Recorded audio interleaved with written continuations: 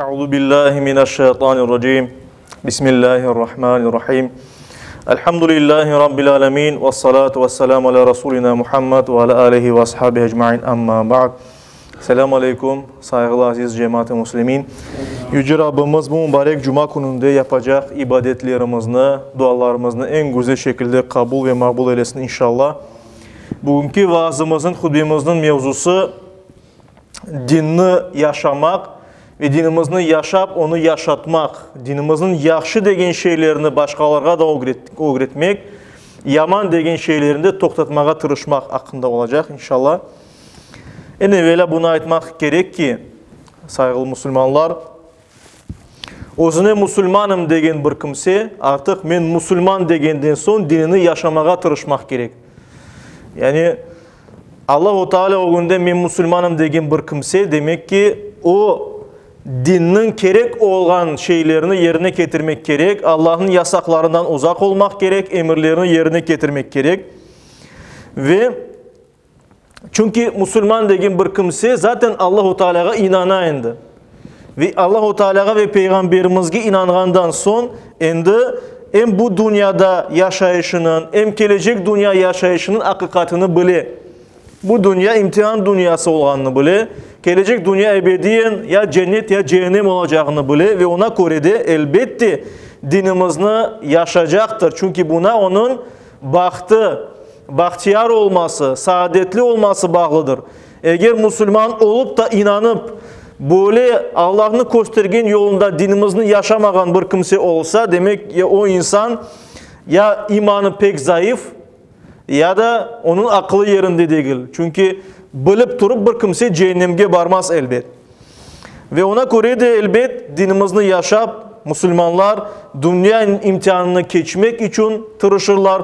Allah'ın razılığına yetmeye tırışırlar ve nihayette cennetke barıp anda ebedi olmağa kalmakını göz önünde tutarlar.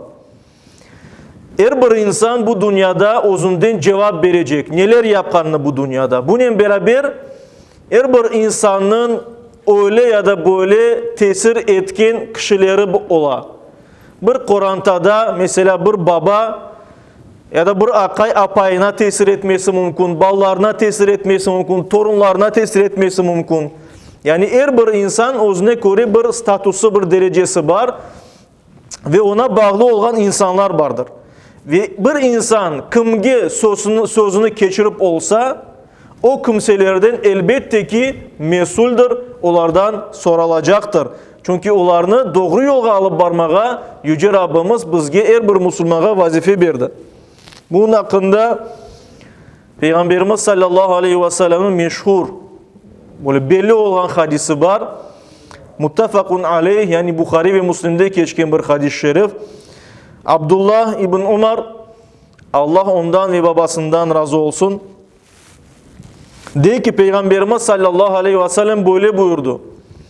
Kullukum ra'in, her biriniz çobansınız. Çoban manasında yani reissiniz, başında durasınız. Ve kullukum mes'ulun an ra'iyeti, ve kulunuz tübünde olganlardan hepiniz mesulsünüz, cevap vereceksiniz.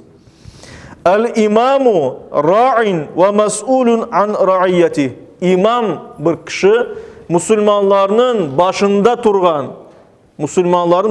durgan bir kişi mesuldür kolu tübünde olganlardan hepsinden. Ve-r-raculu ra'in fi ehlihi ve huve mes'ulun an ra'iyetihi. Ve er kişi de korantasında bir reistir ve ondan mesuldür, cevap verecek korantasından. Vel-mar'atu ra'iyetun fi beyti zavciha ve mes'uletun an ra'iyetiha. Kadın kişi ise akayının evinde de reis.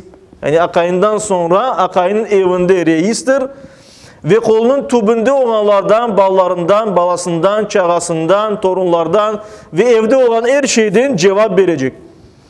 وَالْخَادِمُ رَاعٍ فِي مَالِ سَيِّدِهِ.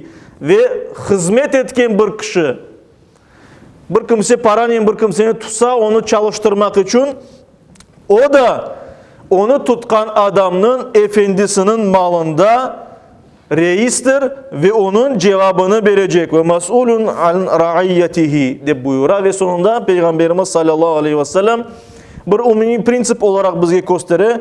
Ve kullukum ra'in. Eğer biriniz reissiniz bazı şeylerde, sizge tabi olgan, kolunuz tubunda olan kişiler meselesinde. Ve mas'ulun an ra'iyyetihi ve ondan cevap vereceksiniz de buyura. Kur'an-ı Kerim'de Tahrim suresinin 6. ayeti kerimesinde Allahu Teala böyle buyura. Estaizu billah.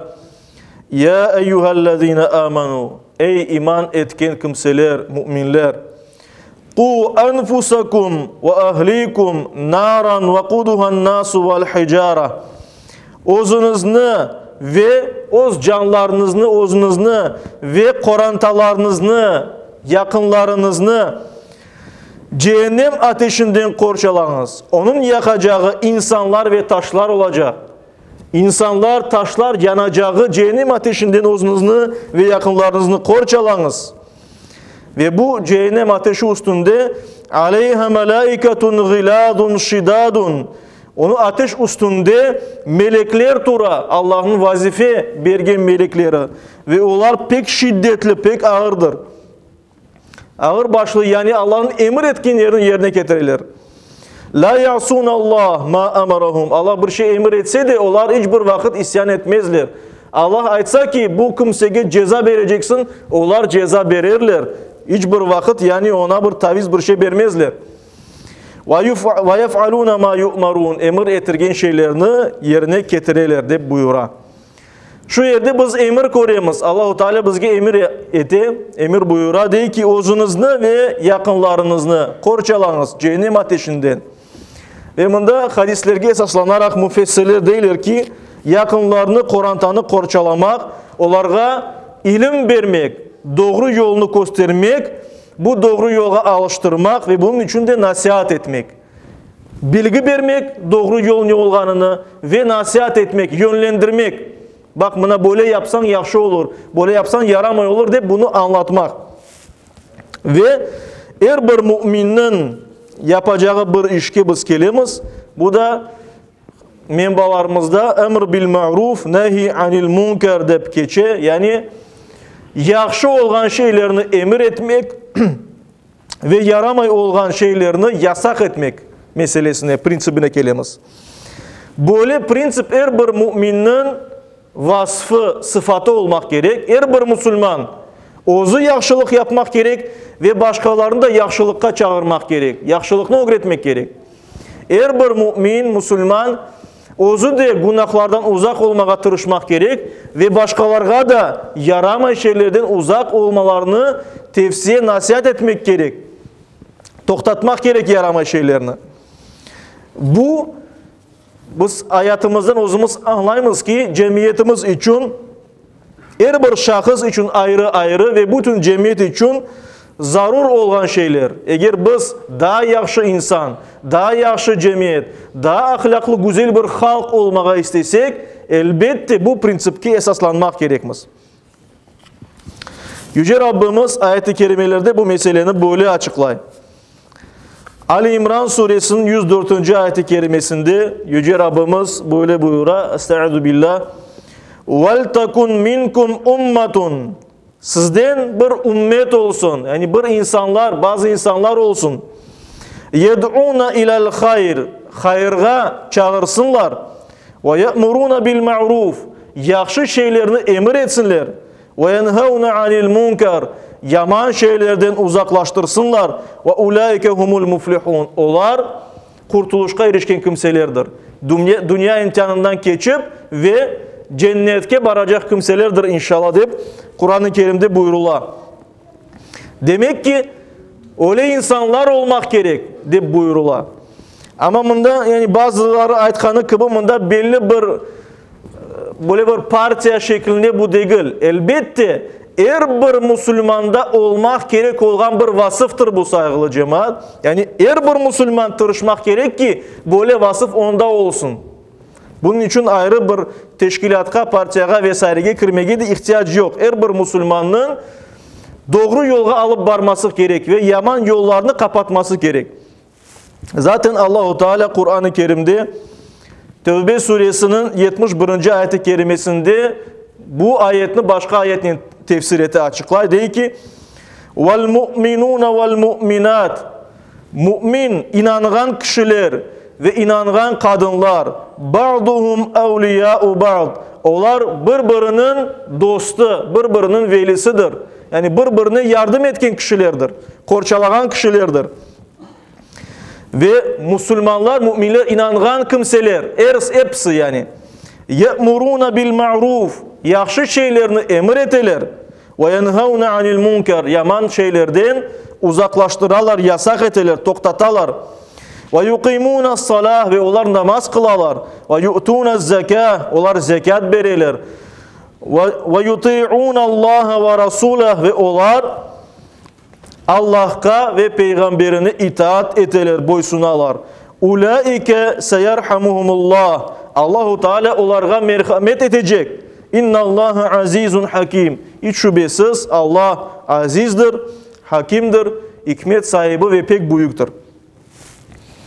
Demek ki anlayımız bundan her bir Müslüman öyle alda olmak gerek ki etraftaki insanlar ona bakıp daha yaxşı insan olsun, daha yaxşı Müslüman olsun. Ve Müslüman öyle kimse olarak tırışmak gerek ki başka insanlar onun yanında ya da onun tesirinden yaman şeylerden uzaklaşsın, taşlasın yaman şeylerini, günahlarını.